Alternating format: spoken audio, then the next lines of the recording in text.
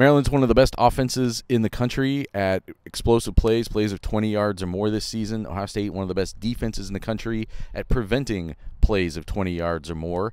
New defensive philosophy that Jim Knowles today was just talking about here on Tuesday at the Woody Hayes Athletic Center as Ohio State gets ready to play Maryland coming off of its off week. Blitzing less, letting the front four take care of business, and preventing big plays. Is this the week, Stephen, do you think that this Maryland offense is going to test whether this philosophy is the sound one? Yes, and it's more about Maryland's approach than it is a talent situation.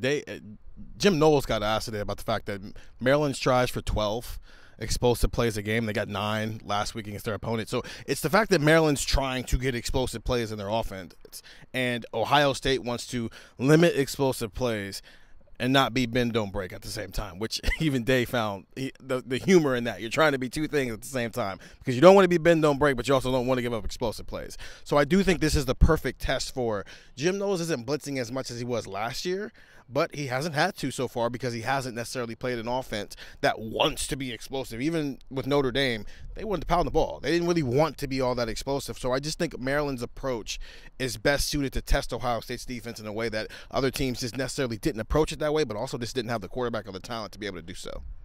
Jim Knowles admitted, and he has admitted before, it's hard for him. He wants to dial up blitzes. He's always, throughout his coaching career, that was part of his philosophy was based on, bringing a lot of aggression, confusing opposing quarterbacks, confusing opposing offensive coordinators. He said he used to care a lot more in the past about how many sacks your team could get. Obviously, blitzing is a factor in that. Is it okay that he's backing off of his identity, his usual approach in order to – and do you think the results have shown so far that this is the right approach?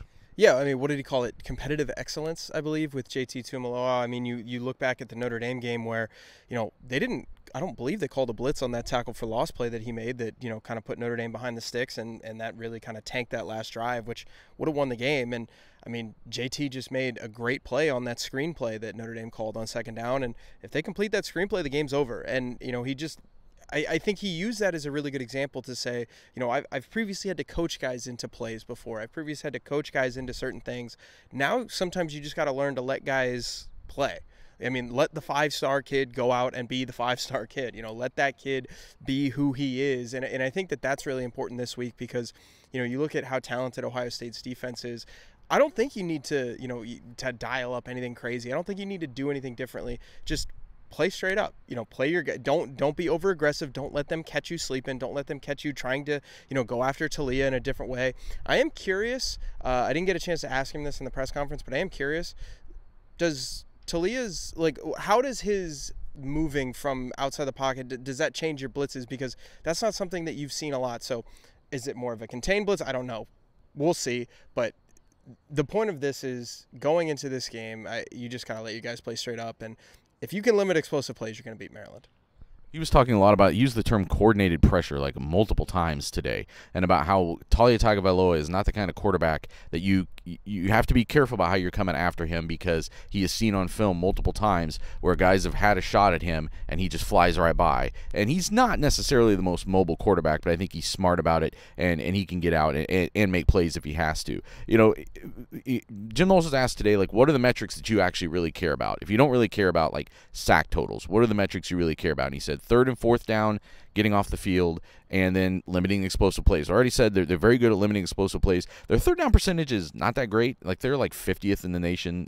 It's fine. It's not good. It's just very middle of the pack. A number that I think actually is huge this year. Ohio State has allowed fewer red zone appearances than any defense in the country. I think it's 6 red zone trips through 4 games, and that again goes back to not allowing the explosive plays because you're not giving up a big chunk that now puts you in a tough spot. They're making teams methodically work, and Notre Dame did it twice for 2 touchdown drives, but that was the only 2 times they got in the red zone, and I think Ohio State does that all season. Only allowing 2 red zone trips per game, they're going to win a lot of football games. So I think this philosophy is working. It seems to be something that this defense is vibing off of. But I think this is one of the weeks that this will be a bigger test, as Stephen was saying, because I think Maryland does coordinate itself to try to pull these plays out and get you on the back end. We'll see if Ohio State can keep limiting those opportunities coming off of a bye week, where Jim Knowles said they've had 2 weeks to prepare. That maybe sets them up to have even more success as this defense keeps surging early in the season. A lot more discussion about this on Buckeye Talk. Find it wherever you can find podcasts, and get the text 614-350-3315. News, updates, analysis, everything else from cleveland.com.